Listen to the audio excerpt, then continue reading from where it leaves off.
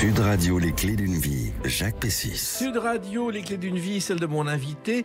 Vous étiez destiné au classique plutôt qu'à l'avant-garde. Un grand-oncle a bouleversé votre destin en vous confiant la mission de perpétuer l'empire de mode qu'il a créé. Et vous ne vous êtes surtout pas défilé. Bonjour, Rodrigo Basilicati Cardin. Bonjour à vous, Jacques. Alors, une découverte, car vous êtes le petit-neveu de Pierre Cardin, c'est ça ? Oui, petit-neveu, oui. Voilà. Et puis vous avez été chargé de perpétuer cet empire qu'il a créé. On l'avait reçu pour la 500e des clés d'une vie. Et il avait été majestueux comme d'habitude. Donc aujourd'hui, on va vous présenter, puisque vous êtes le successeur, mais en même temps, on va rappeler Pierre Cardin, si vous en êtes d'accord. Merci, surtout. Alors on va écouter sa voix d'ailleurs. Je suis abstrait dans moi-même. Enfin, c'est une chose qui devient une chose commerciale. Absolument, ce n'est plus moi. Ce n'est plus mon départ, c'est-à-dire la partie. Il avait une voix reconnaissable entre mille. Hein. Sa voix, on la reconnaissait tout de suite. Ah oui, très personnel. Oui. Voilà. Alors, la première date que j'ai trouvée, c'est le 12 février 1992. C'est le jour où il rentre à l'Académie des Beaux-Arts. C'était important pour lui, je crois, ça. Hyper important. Hyper important parce qu'il m'en a parlé toute sa vie après. Oui. À tel point que le 2 décembre, là, je veux fêter absolument les 30 ans de cet événement chez Maxime. Donc vraiment, il a voulu même partir avec l'épée, avec lui. Et il est parti avec l'épée ? Il est parti avec, habillé, un académicien, oui. C'était parce que c'était le symbole d'une réussite de ce qu'il avait... Je pense que c'était pour lui le plus haut degré... Même au niveau protocolaire, en réalité, c'était très important la position. Mais il se sentait pour la première fois estimé, et surtout son art est devenu un des arts. Voilà, la mode. Alors, il se trouve que je me souviens du couloir de son bureau où il y avait une photo de famille avec tous les académiciens. Géante, oui. Et récemment, il disait, vous voyez, là, j'étais le plus jeune, maintenant je suis le plus vieux, les autres sont plus là.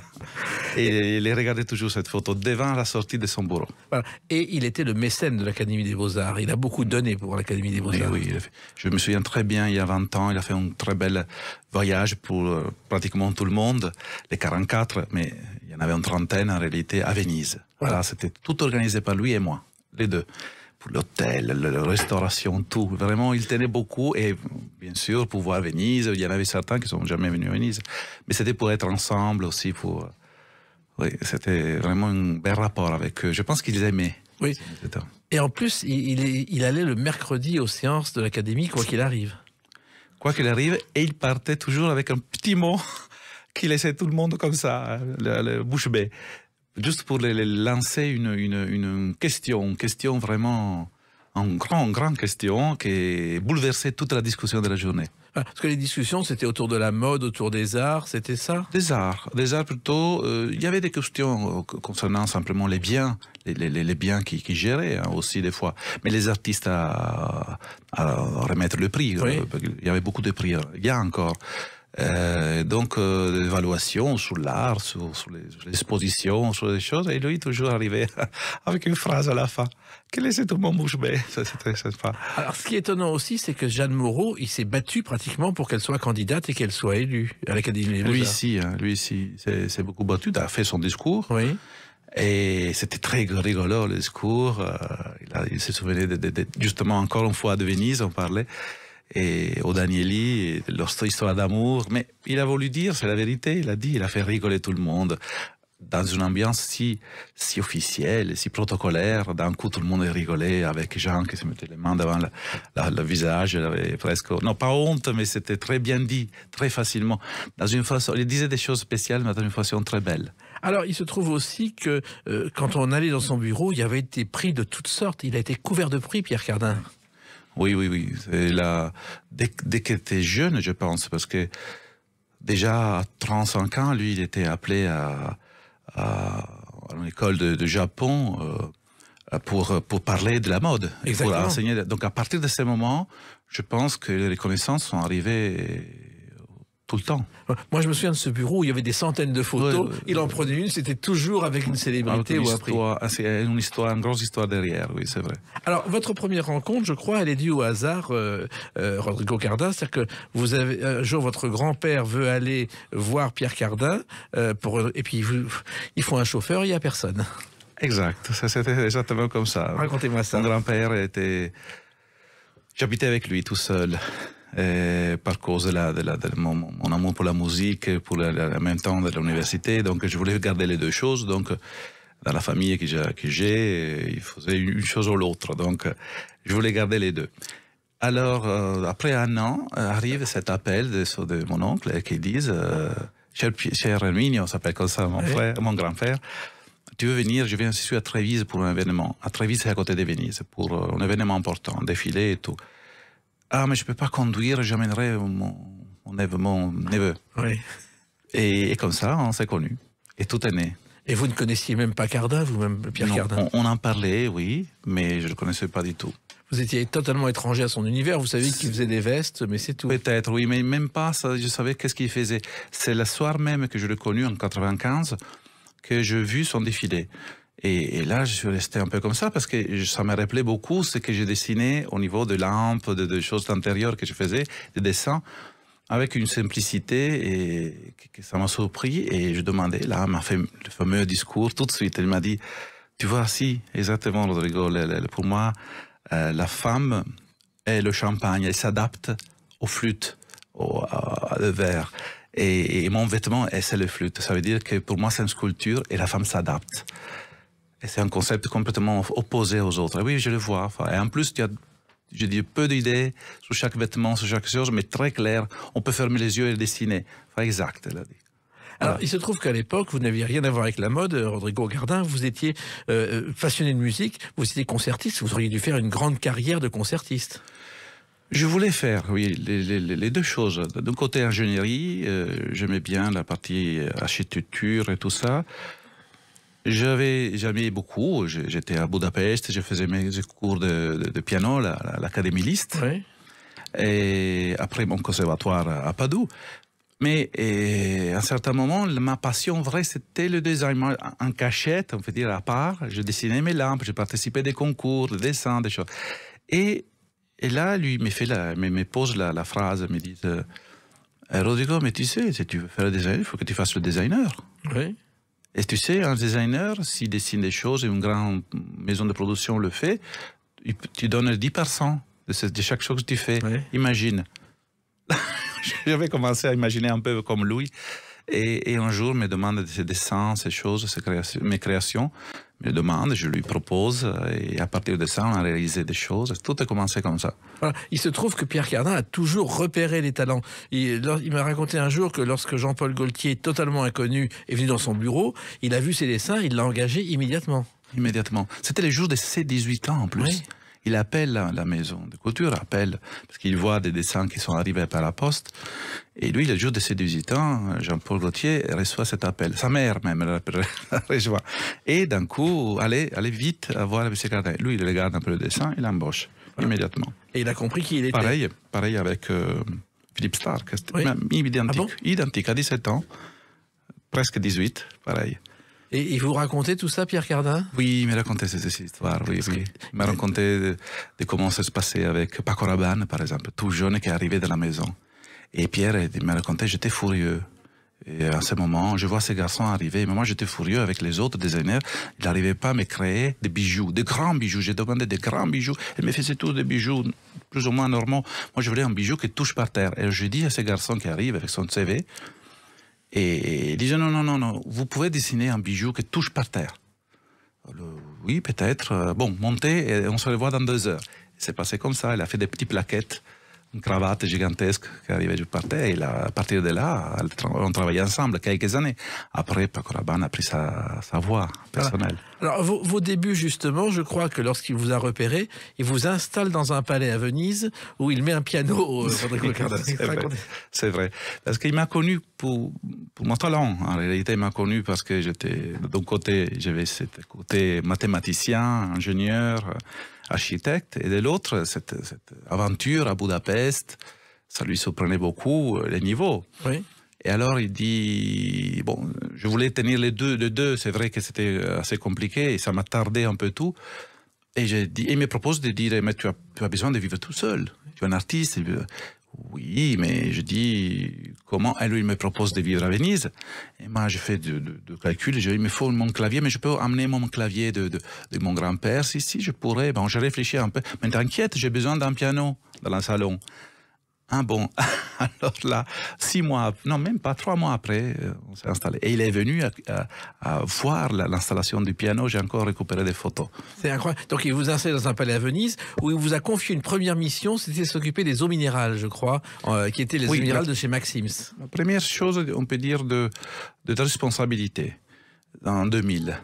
D'ailleurs, c'était tout nouveau pour moi. C'était un monde... incompréhensible, le commerce et tout, incompréhensible la gérance plutôt. Oui. J'étais quand même président de cette société, mais avec un associé, et donc un associé qui bien sûr l'avait expérimenté. Oui. Et donc il m'a obligé, heureusement, au bout de 3-4 ans, de comprendre qu'il y avait des problèmes avec cet associé. Alors j'ai convaincu mon oncle à faire une autre chose, un autre passage, à devenir toute seule dans cette société, dans une autre société de l'eau. Et comme ça, je suis revenu là récemment, il y a 4-5 ans, sur cette chose, après une longue période d'attente, parce qu'il voulait que je sois à Paris, à gérer le design, l'art, la culture, ces festivals, ces choses. Mais j'ai repris volontiers avec un dessin de nouvelles bouteilles. Voilà. Alors là, il m'a repris à nouveau. C'est extraordinaire parce que finalement, il vous a confié des missions en disant tiens, je vais voir c'est une mission à la fois, c'est vrai. Pour vérifier ce que vous pouviez faire. Il a commencé avec un dessin d'un jeu d'échecs. Un premier dessin que j'avais fait, il m'a dit on le réalise. Combien ça coûtera? Ouais. J'ai fait un peu de calculs, je l'ai dit honnêtement et je respectais.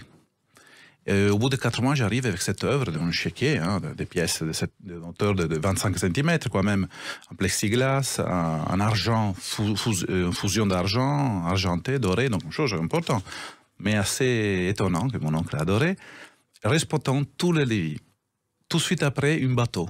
C'est un bateau qui est maintenant à Venise, une gondole tout en transparent et lumineuse. Pierre a adoré l'idée, on y va. 4 mois après, j'arrive avec toujours la même question. Donc pour lui, c'était des tâches, des pas importantes. Et après, on a commencé. Et un pas important aussi, ça a été le 2 octobre 1970, pas pour vous, mais pour Pierre Cardin. On en parle dans quelques instants avec vous, Rodrigo Basilicati. Cardin, sur Sud Radio.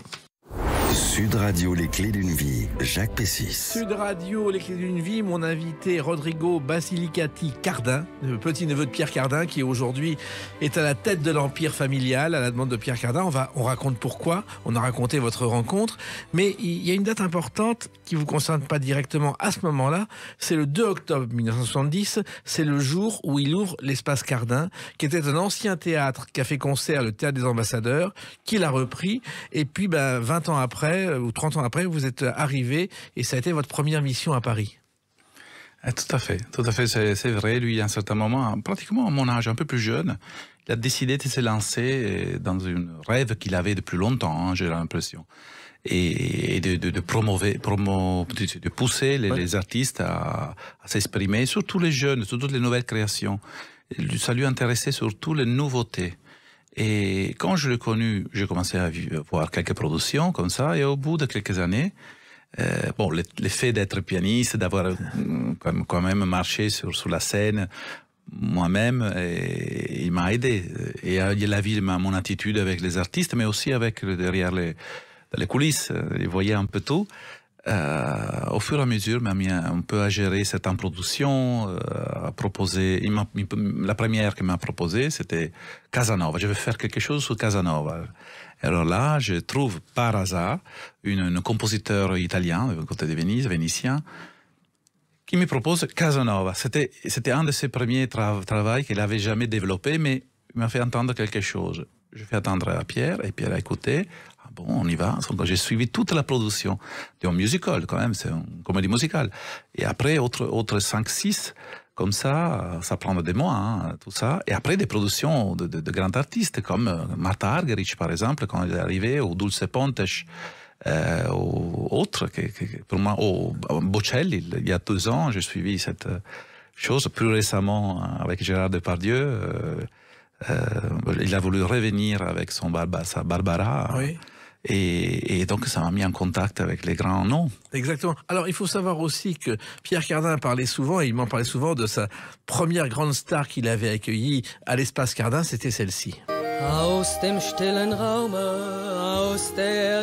Marlène Dietrich. Il avait voulu Marlène Dietrich et ça a été un cauchemar. Il m'a raconté qu'il fallait 300 roses dans sa loge tous les soirs, qu'elle voulait un rideau venant d'Angleterre mais qu'il avait trouvé à Lille, elle s'en était pas aperçue. Enfin, il vous en parlait sans doute. Si, à propos des rideaux, c'était un tulle. Oui. Et le tulle vient de Lille. Et elle voulait qu'il soit facturé, elle voulait voir la facture de Londres. Alors son directeur a dû aller à Londres. Et à Londres, il dit non, on l'a plus, il faut qu'on le prenne à Lille. Bon, donc faites semblant que ça passe par vous. Et tout est passé comme ça. Donc il était assez déçu à la fin. Mais quand même, il était un star. C'était une dame exceptionnelle. C'était quelque chose de formidable. Oui. C'était une... Bon, en plus, Lili Marlène, on a l'impression que c'est une chanson de la guerre. En fait, c'est une chanson de 1915 qui a été reprise par les nazis au départ, mais en même temps par les Anglais. Donc, qui a été une sorte de chanson de fraternité. Oui, on pourrait dire. Elle plutôt le chantait de ce côté-là, l'américain, mais... Oui, c'est vrai. Alors, il se trouve que Pierre Cardin, bon, c'était un mécène. Un jour, il m'a dit, avec tout ce que j'ai dépensé pour l'espace Cardin, j'aurais pu acheter 50 châteaux. C'est tout à fait vrai. Je pense qu'il dépassait carrément, énormément même, les entrées qu'il pouvait avoir, l'espace Cardin. Donc, pour lui, tout ce budget, on peut dire promotionnel, il le mettait pour la production de théâtre. Et il avait raison, à mon avis. Et moi, à mon avis, si, parce que c'est inutile de faire de la promo pour un système qu'il a inventé, que c'est celui des licences. Oui. On risque de faire acheter des produits aux licenciés, mais lui, il prend que sa petit pourcentage de licence, des royalties. Donc, c'est incomparable. Donc, on fait volontiers de la pub pour avoir la totalité, pas pour un petit pourcentage. Donc, justement, il a dit, j'investis pour garder la marque en haut. Et la seule chose, c'est de promouvoir la culture. Voilà. Pierre Cardin, on connaissait aussi parce qu'il avait ce lieu, qui était un lieu qu'il avait entièrement dessiné, construit. C'est vrai. Il était à l'ancienne, à l'italienne, oui. Le théâtre d'ambassadeur. J'ai vu une photo, justement, pour la première fois, il y a 3 jours, parce que j'avais jamais vraiment vu. Lui, il était assis sur ses fauteuils, et derrière, on voit pratiquement comment s'appelle le premier étage? Le balcon. Le balcon. Il était décoré vraiment avec des drapés d'enduit à l'ancienne. Et lui, il a tout enlevé, il a fait plat. Il a fait, c'est la raison pour laquelle Marlène, elle a dit en rentrant, mais ça, ici c'est un cimetière, elle a dit. Marlène disait ça, oui. Il a dit, mais c'était parce que lui, il avait mis de fauteuils en caoutchouc noir. Parce qu'il voulait que la lumière soit pas réflectée, comment dire. Et tout était noir, et les rideaux même. Il a prétendu le rideau rouge, il a prétendu de changer le sol, plein de choses. Mais lui, il avait rendu moderne. Vraiment, l'attention, c'était totalement sur la scène. Totalement. Et au moins, le spectacle avait lieu et les gens en profitaient et ils surveillaient tout. Oui. Alors, il y avait aussi une autre passion, c'était les maisons. Un jour, je l'ai vu, il y avait un nombre incalculable de maisons. Je crois que ne savait même pas, Pierre Cardin, combien il avait de maisons, Rodrigo. Non, il avait une mémoire. En réalité, lui, il avait une très forte mémoire pour les objets, pour les choses. Et en plus, ça lui a rappelé quelque chose. Tout petit objet qu'il avait à la maison, il me racontait, si ça je sais, je l'ai pris un an à Bombay, telle date. Bon, lui, donc, il a adoré ce travail. Et on allait tous les jours, tous les jeudis. Tous les jeudis, toutes les semaines, on allait dans le sud pendant 20 ans. Il achetait des maisons, il les restaurait lui-même. Hein. Il changeait, il mettait les murs, il décidait, la toilette c'est ça, non, ça c'est trop grand, trop petite, non, il faut que ce soit à côté de lit. Vraiment, il décidait tout. Et c'était son plaisir. Il a fait jusqu'au dernier moment. Et effectivement, il achetait des maisons. On m'a même dit qu'un jour, il y avait une colline, un chemin qui le gênait. Il a fait sauter la colline pour pouvoir rejoindre la maison. Pour la précision, oui, pour la précision, il a même, pire que ça, il a déplacé un fleuve, un canal. Oui, il a déplacé d'une trentaine de mètres parce que je n'arrivais pas à avoir un respire, comment dire, au derrière de la maison. Et donc, c'était la seule manière. Et il a fait comme ça. Je ne sais pas s'il a demandé ou pas, mais je pense que tout était bien passé. Voilà. Mais c'était des maisons qu'il n'habitait pas. C'était des maisons où il venait une fois de temps en temps. Oui, et vous savez, il l'utilisait surtout pour la coste, pour les festivals. Comme lui, il avait vraiment la liberté de mettre toutes ces compagnies de théâtre, mais aussi l'orchestre, même entière, il pouvait mettre. Et tout le monde vivait. Après, de temps en temps, pour praticité, à la fin, il prenait un hôtel pour être pas embêté à suivre tout. Mais en réalité, il pouvait vraiment inviter qui voulait. Et il faut dire que la façon, c'était vraiment pour un artiste, la façon d'arranger les maisons. J'ai dit seulement l'été passé avec Isabelle Adjani. Il a adoré des maisons de pierre dans la partie basse de Lacoste, à Beaulieu.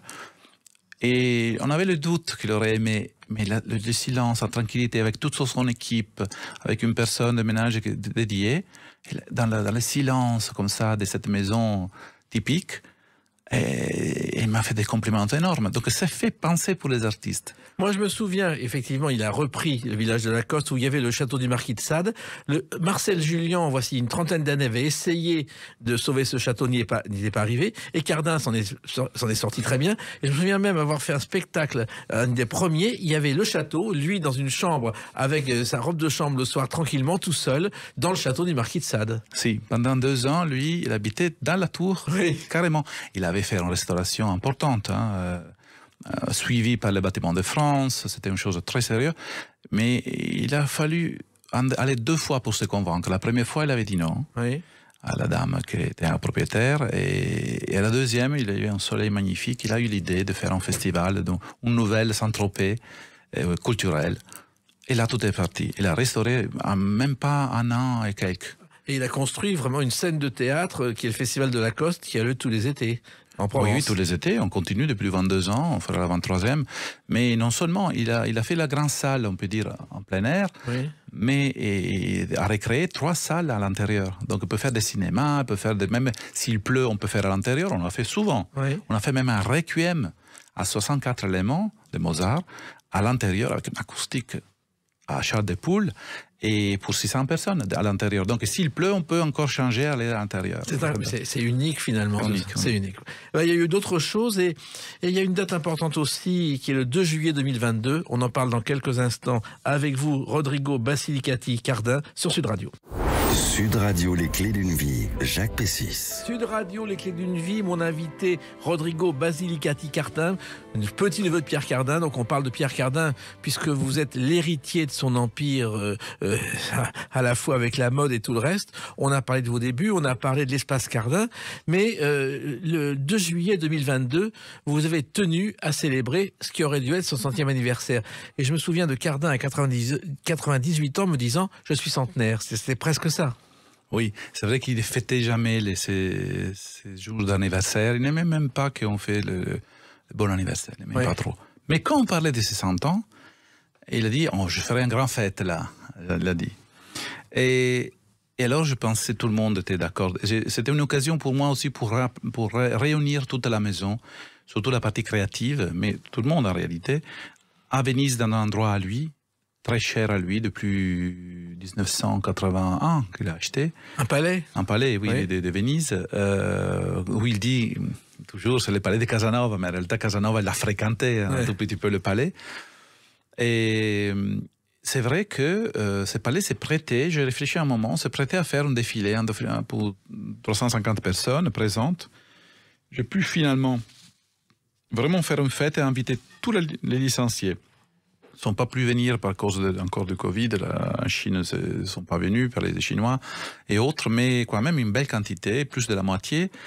Et finalement, journalistes et tout, il y avait une certaine attention à cet événement parce qu'ils se demandaient, chez lui, les 100 ans, qu'est-ce qu'on va fêter? Bon, on va fêter, je dis, mais en faisant quelque chose de créatif. Non seulement une nouvelle collection, moi je trouve que fêter avec Pierre Cardin, ou fêter Pierre Cardin avec du travail, c'est l'idéal. C'est cela qu'il veut voir de là-haut, je pense. Oui, il travaillait 7 jours sur 7. Oui, exact. Donc fêter avec un travail, c'est encore mieux. Et en plus, j'ai profité pour lancer définitivement la production de création de haute prêt-à-porter. On l'appelle comme ça parce que c'est même pas haute couture. Pour nous, c'est prêt-à-porter de niveau. Et avec de tissus, réalisés avec des tissus complètement ou recyclés ou d'un stock dormant assez ancien. 45 ans de stock. Mon oncle a vraiment toute une usine pleine de tissus. Il a gardé tout. Oui, oui. Et finalement, j'ai réutilisé ça, j'ai réutilisé des nouveaux tissus et finalement, j'ai fait une chose totalement attentive à l'écologie. Voilà. Et en même temps, le prêt-à-porter, c'était le point de départ. Parce que quand il a commencé, Pierre Cardin, il a été le premier en France à faire du prêt-à-porter. Et il a eu l'idée géniale de faire un défilé au magasin du Printemps. Incroyable. Avec les filles et les garçons. Oui. Avec le numéro du produit de vêtements sous la main, comme ça. Donc, elle tournait, mais c'était une nouveauté absolue. Il a osé faire ça, bien sachant que le public l'aurait adoré. Et c'était ça. Parce qu'il voulait justement démocratiser la mode. Quel était le but au départ? Si, c'est exactement ça. Mais c'est un concept. Il faisait de la politique, en réalité. Il avait des croyances, il avait des idées, il les défendait fortement. Et là, il était intimement convaincu que la mode ne devrait plus être apanage. Elle doit être pour certaines personnes, qu'il avait beaucoup, très aisées, mais aussi pour des personnes, le grand public.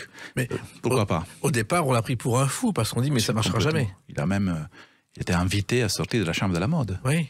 Bon, lui, il a dit, mais je crois à mon projet, il a continué, et effectivement, la seule manière, c'est de produire en grande quantité. Ah. Et lui, donc, j'ai présenté hier à Dallas, on avait un gala important, et on a voulu présenter le premier manteau qu'il a fait en 52, oui. Que c'est l'histoire de la licence. Comment est née la licence dans le monde, hein, c'était la première licence au monde. Donc lui, il a eu un Texan, justement, j'étais à Dallas, c'était un Texan, c'est pour ça que j'ai fait cet lien, et un Texan qui lui dit, à la fin du défilé, c'est Cardin, je veux avoir 200 000 de ces manteaux. Comment je fais faire? Est-ce que vous pourrez me le fournir? Oui, il a dit, mon oncle, bon italien, il a dit oui.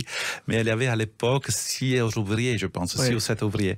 Vous ne pouvez jamais réaliser 200 000 vêtements, mais surtout manteaux. Et donc, il a eu l'idée pendant la nuit.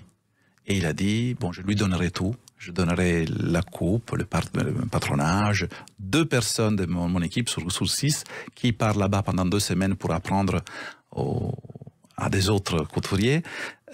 Lui, il achète une usine, lui, il achète les produits, les tissus et tout. Je lui permets de mettre mon nom derrière. Et il me donne 3%. Ça, c'était le commencement de la licence. Incroyable. Alors, il se trouve aussi que Pierre Cardin avait le sens de la communication, un sens très développé.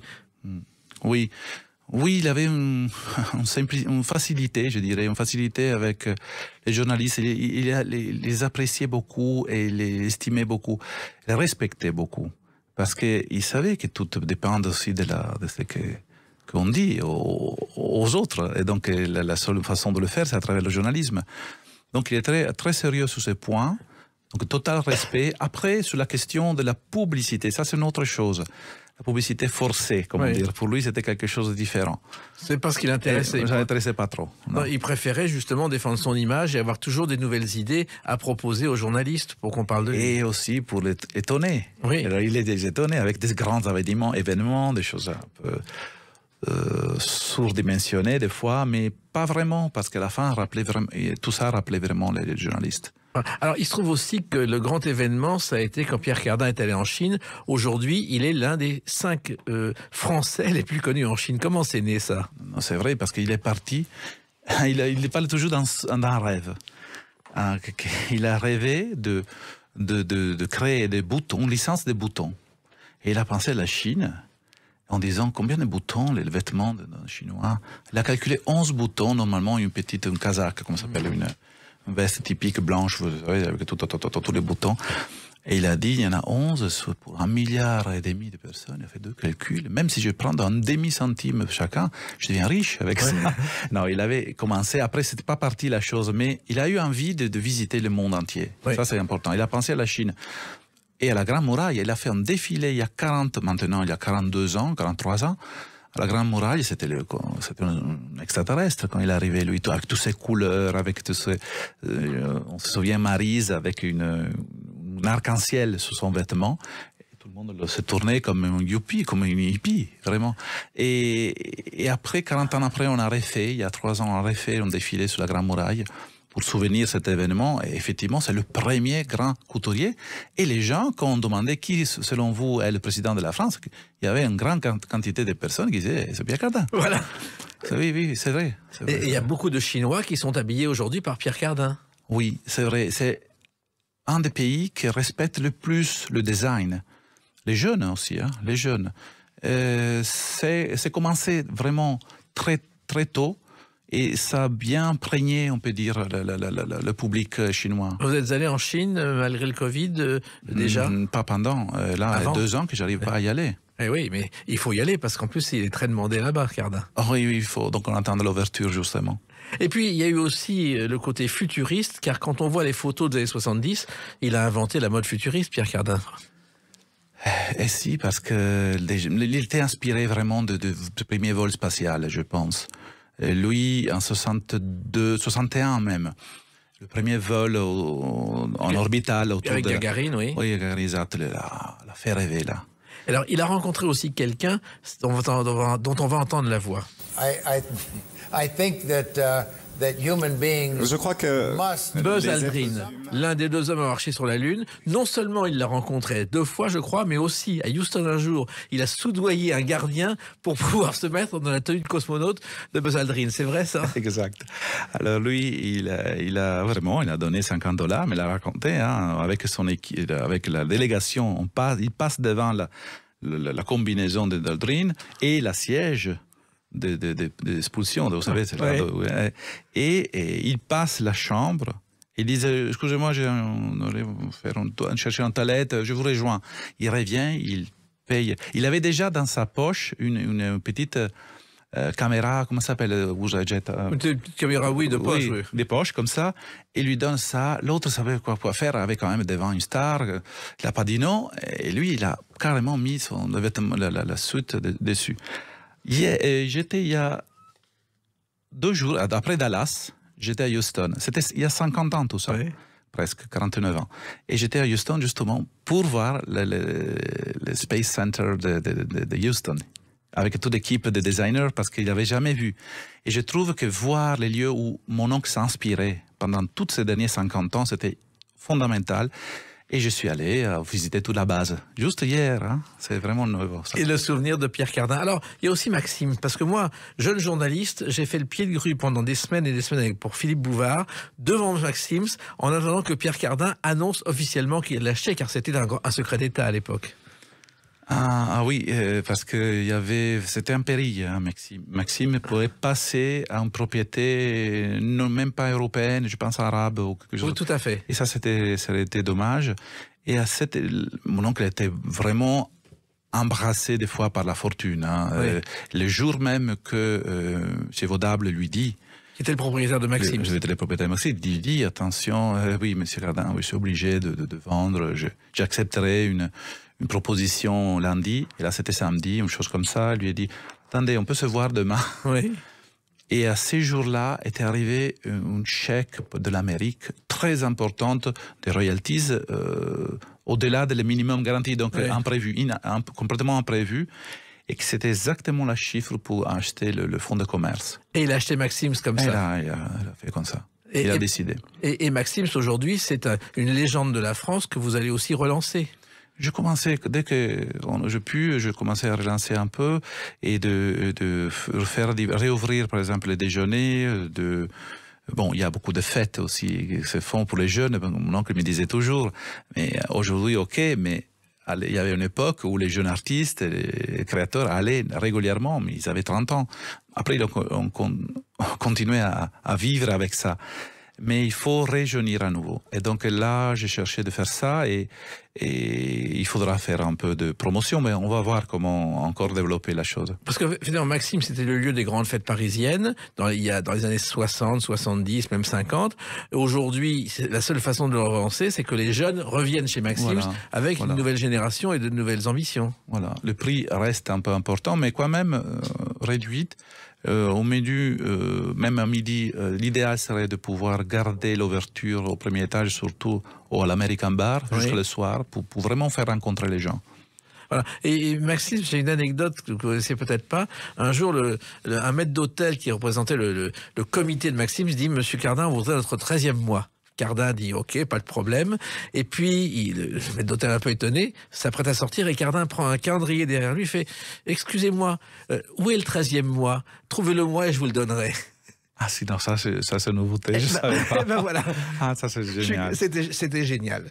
Alors, il y a une autre date importante, mais hélas triste, mais il faut quand même l'évoquer, c'est le 29 décembre 2020. À tout de suite sur Sud Radio avec Rodrigo Basilicati Cardin pour en parler sur Sud Radio.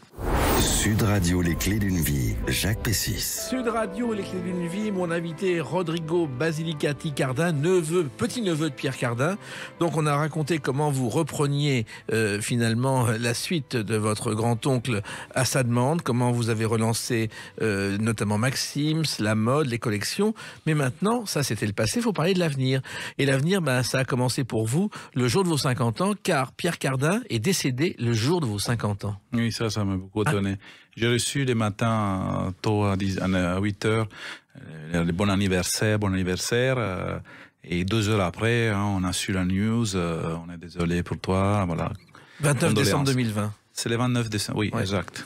Et là, c'était le moment. Il faut dire que je n'ai pas senti le passage.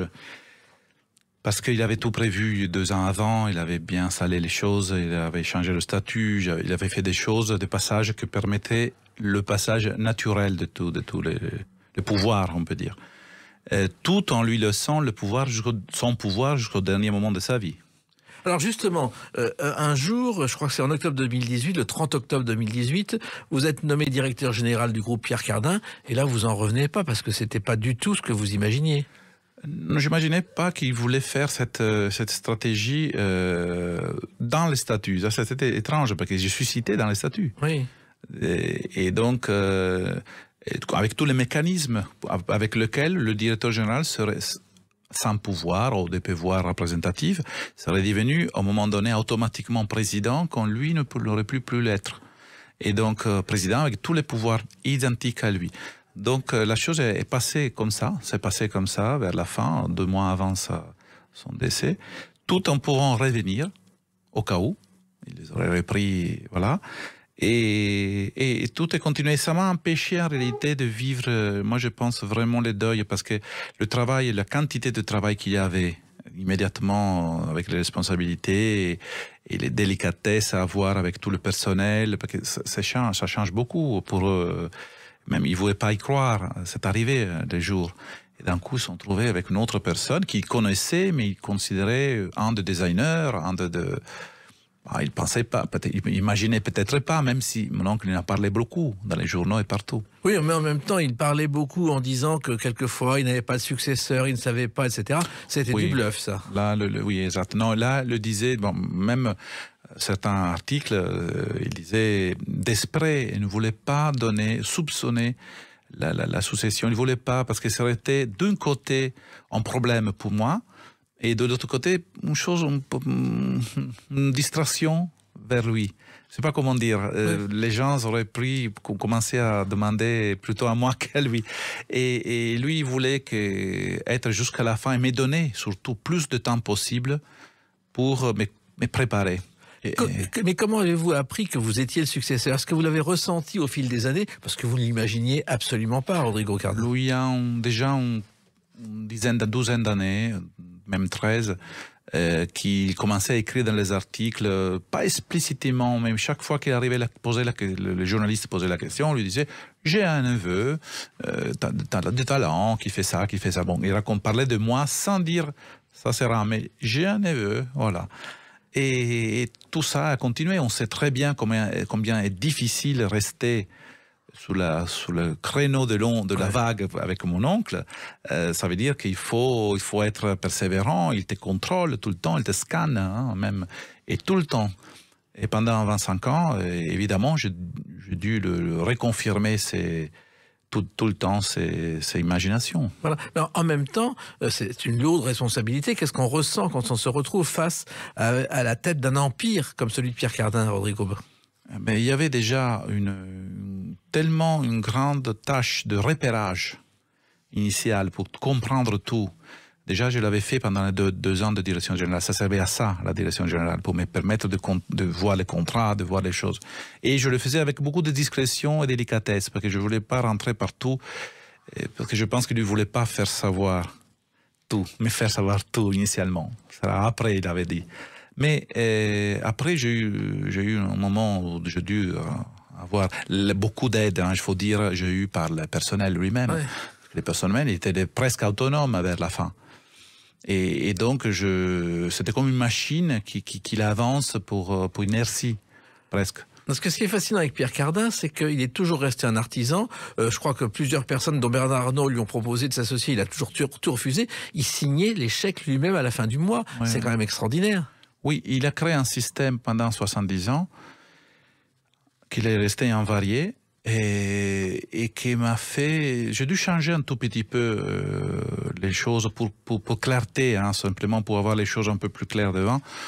Mais en réalité, ça marchait bien, en réalité. Et ça permet d'enlever toute responsabilité à toute personne de la maison sans créer de hiérarchie étrange. D'un côté, je peux comprendre pourquoi il voulait faire ça. C'était son jouet aussi, c'était la boîte. Maintenant, il faut un peu utiliser les technologies modernes et les logiciels modernes. Oui, parce que lui, il avait son comptable, son chéquier. Oui. Je me un jour, il était en tournée dans le sud de la France. Il a repris le train uniquement pour venir signer les chèques à la fin du mois. Il voulait voir les choses, ça c'est correct. Il voulait tout voir.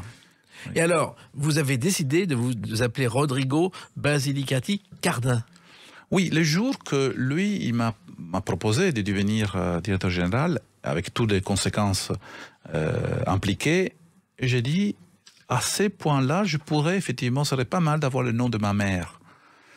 D'abord pour le respect que je porte vers ma famille, ma mère et Pierre, et de l'avoir dans mon nom, c'est important pour moi. Je lui ai proposé, il m'a dit, ah oui, très belle idée Rodrigo, et les jours que, bon, j'ai mis 1 an pour l'obtenir, parce qu'il faut tout un processus, je lui ai montré le passeport nouveau. Ah, Rodrigo, mais tu aurais pu mettre Rodrigo Cardin Basilicati. Et moi, j'ai dit non, Pierre, c'est pas possible. C'était pas vrai, en réalité, on pourrait. Oui. Mais c'était pas possible, voilà. Alors, le travail essentiel, parce que il faut savoir que le génie de Pierre Cardin, c'est d'avoir créé des licences. Moi, je me souviens qu'un matin, j'étais dans son bureau pour l'interviewer. J'ai jamais fait l'interview. On a goûté des panettone parce qu'il voulait un panettone Cardin. Il vérifiait tout. Et pourquoi, comment faisait-il? Mais dans tous les champs, dans tous les côtés de son empire. Effectivement, il touchait à tout, c'est vrai. Il touchait à tout et il aimait ça. C'était le plaisir d'être entrepreneur. Je pense que lui, vraiment, comme je viens de dire, il jouait. Et il jouait, mais sérieusement, bien sûr. Il savait, il avait la responsabilité une fois de 400 personnes, ou plus récemment d'une centaine. Mais il savait que de lui dépendait la vie de 200 000 personnes dans le monde. Il était très conscient, mais en même temps, c'était un jeu d'intelligence qu'il adorait. Et donc, il voulait tout savoir de tout. Même les menus de chez Maxime, s'il mettait des plats comme la sole Pierre Cardin, par exemple, ou les nids Pierre Cardin, c'était un plat pendant longtemps. Ouais. Mais parce qu'il voulait tout surveiller. Et les licences, c'est-à-dire qu'il accordait des licences à celles et ceux qui le demandaient, mais il fallait bien choisir, il faut un produit de qualité. Oui, alors lui, il allait visiter les usines même. Vous voyez carrément comment il se faisait raconter tout. C'est clair que après, comme je dis, c'était une inertie à la fin, les derniers 30 ans, les 20 ans. Les licences arrivaient presque tout seuls. Maintenant, il faut redémarrer les moteurs, autrement on s'arrête. Et donc, je pense qu'on peut repartir simplement imitant sa façon de faire il y a 50 ans. C'est-à-dire voyager beaucoup et connaître tous les licenciés vis-à-vis, et parler avec eux. Il y a un rapport personnel. Ce sont des partenaires, mais ce ne sont pas des partenaires. C'est un peu compliqué. C'est lui qui a inventé ça. Ils sont 140 différentes, sur 800 produits différents. C'est énorme. Ça ne suffit pas en 1 an. Je suis obligé de faire 2 ans pour tout voir. Après, j'accélérerai. Mais pour le moment, pour les connaître la première fois, je veux arriver de façon imposante, me faire sentir avec tout, et surtout avec la promotion des jeunes. C'est-à-dire je tiens beaucoup. J'ai besoin de designers d'ailleurs. Oui. Ça c'est clair parce que. Vous n'êtes pas un créateur de mode vous-même. Moi, je suis designer de meubles, d'accessoires. Je fais toutes les lunettes Pierre Cardin sont à moi maintenant depuis 12 ans. Oui. Sur les vêtements, il y a la différence que c'est dynamique le vêtement par rapport à un meuble. Et la création que je faisais des meubles est assez similaire au niveau formel architectural. Donc Je donne des idées au groupe, aux 3 designers. Des fois, je propose aussi des dessins qu'ils réalisent. Et après, au niveau pratique, je suis aussi à l'atelier. Hein. Moi, j'aime beaucoup avec eux. Voilà. Travailler. Par contre, il faut que je prenne un peu plus de temps et je le trouverai. Alors, il se trouve aussi qu'il y a un immeuble Pierre Cardin qui est en face de l'Élysée, où il a vécu pendant 60 ans. Et là aussi, il faut le moderniser. Et vous allez créer un musée Pierre Cardin à l'intérieur de ses bureaux. Oui, parce que au tout départ, c'était à Saint-Ouen, dans un grand espace à lui. Après, dans le centre, à côté de Beaubourg, au Saint-Méry. Après, il a voulu arrêter. Provisoirement, on l'a mis dans un endroit pas loin de la maison de couture. Et là, je suis en stand-by parce que je voudrais, j'aimerais bien que les gens puissent voir le musée et après, éventuellement, voir les nouveautés. Donc, le passé et le présent futur, tout ensemble. Moi, je trouve que c'est un parcours sympa pour les gens, même pour les étudiants, pour les élèves, s'ils viennent voir. Oui, parce que finalement, Cardin, il a inventé pendant 70 ans des tas de choses et il a tout conservé. C'est vrai. On a presque 30 000 robes. 30 000 robes. 30 000. Ça veut dire que lui, il me l'a avoué, hein, il s'éloignait pas du premier morceau, du premier masterpiece. Okay? Et donc, il voulait jamais faire de soldes. Parce que d'ailleurs, il trouvait non correct, pas éthique en réalité, de dire à une personne, voilà, ça vaut 10, ah non, mais maintenant ça vaut 7. Il voulait pas. Non, il voulait préférait pas. garder. Il préférait garder plutôt, et il a tout. Et puis il y a un lieu extraordinaire qui est le Palais Bulle sur la Côte d'Azur, où c'est une maison ronde qui est extraordinaire aussi.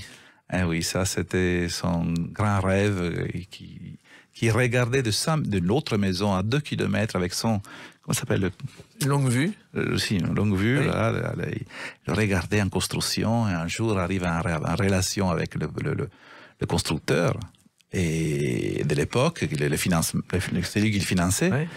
Et tout s'est interrompu et il ne savait pas comment faire. Et lui, il intervient. Et là, il a contribué à la finalisation de ce palais. Hein. C'est une maison entièrement ronde. Tout est rond à l'intérieur. Les lits sont ronds, les fenêtres sont... Les portes sont rondes, oui. Les fenêtres sont rondes. Les portes sont faites sur mesure. Oui. Hein. Les lits sont rondes, voilà, exactement en cercle. Et même le lavabo, tout. Oui. Et que va devenir ce lieu? Il est très représentatif pour nous. Parce que c'est vrai que des gens le louent de temps en temps, mais pas souvent. On tient un prix important, sinon ça devient tous les jours, ça devient compliqué. Non, on l'utilise pour des événements représentatifs. Pour récemment, sur le prix Boulle Cardin, par exemple, je l'ai appelé comme ça, prix Boulle Cardin, mais c'est un prix pour sur le thème de la protection de la terre. La terre est une boule, d'ailleurs. Et donc, j'ai voulu faire sur ce lieu parce que ça rappelle beaucoup, c'est iconographiquement, c'est très très fort. Ce passé est également présent dans un livre qu'ont réalisé Jean-Pascal Hess et Pierre Pellegrini, des vieux collaborateurs de Cardin, avec une préface de Jean-Paul Gaultier, Pierre Cardin, mode, mythe, modernité chez Flammarion. Et maintenant, votre tâche, c'est de travailler comme lui, d'avoir l'esprit Cardin.